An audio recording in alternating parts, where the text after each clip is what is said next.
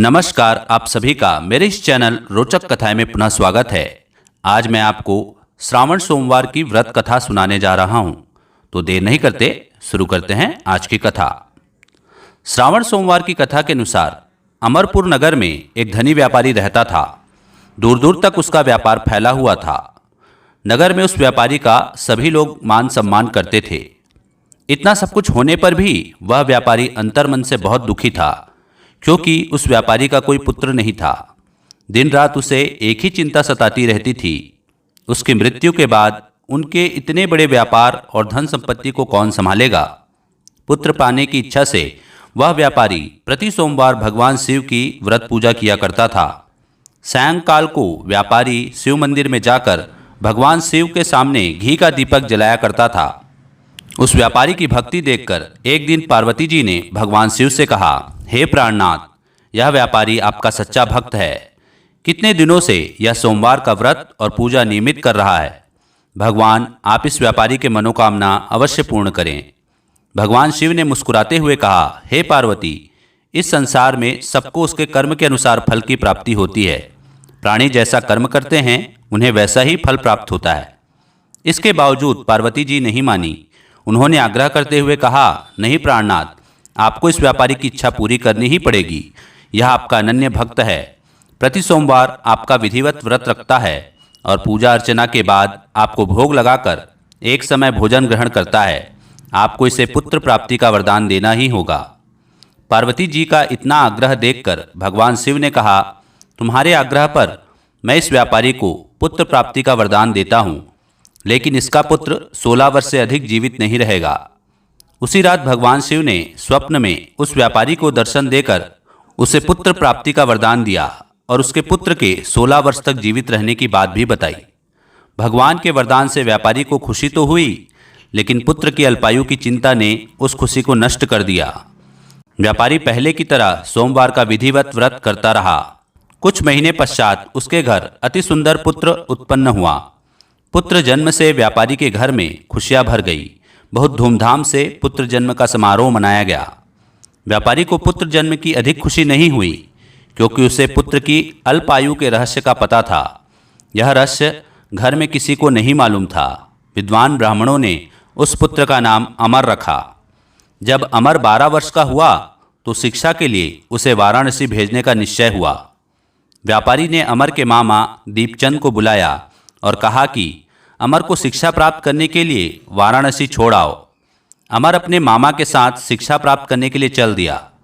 रास्ते में जहाँ भी अमर और दीपचंद रात्रि विश्राम के लिए ठहरते, वहीं यज्ञ करते और ब्राह्मणों को भोजन कराते थे। लंबी यात्रा के बाद अमर और दीपचंद एक नगर में पहुँचे।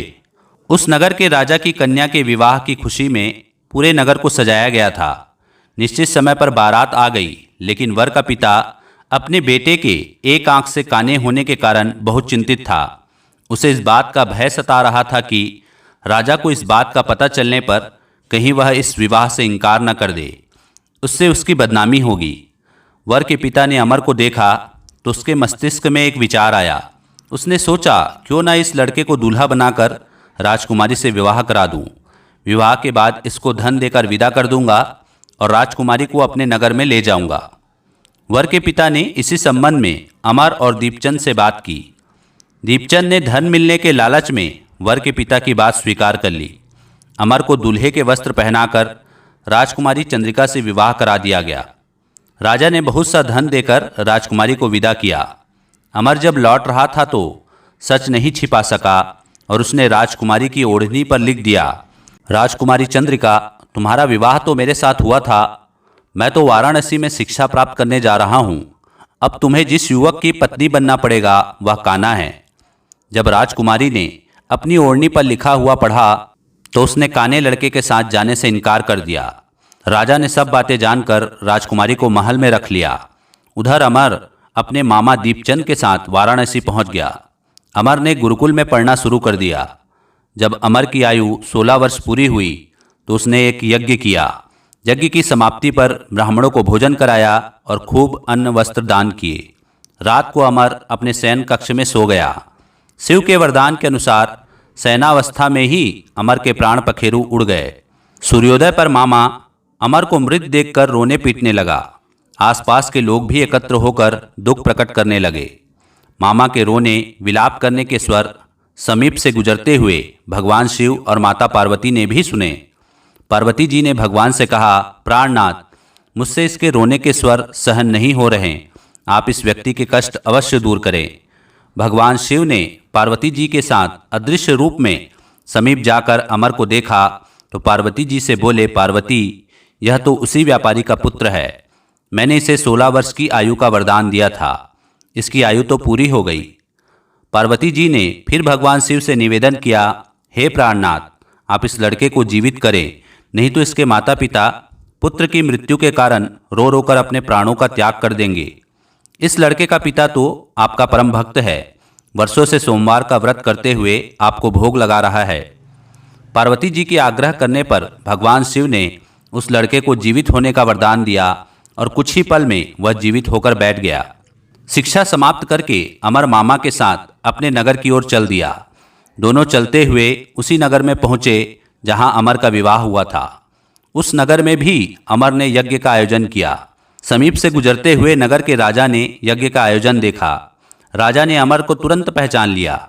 यज्ञ समाप्त होने पर राजा अमर को और उसके मामा को महल में ले गया और कुछ दिन उन्हें महल में रखकर बहुत सा धन वस्त्र देकर राजकुमारी के साथ विदा किया।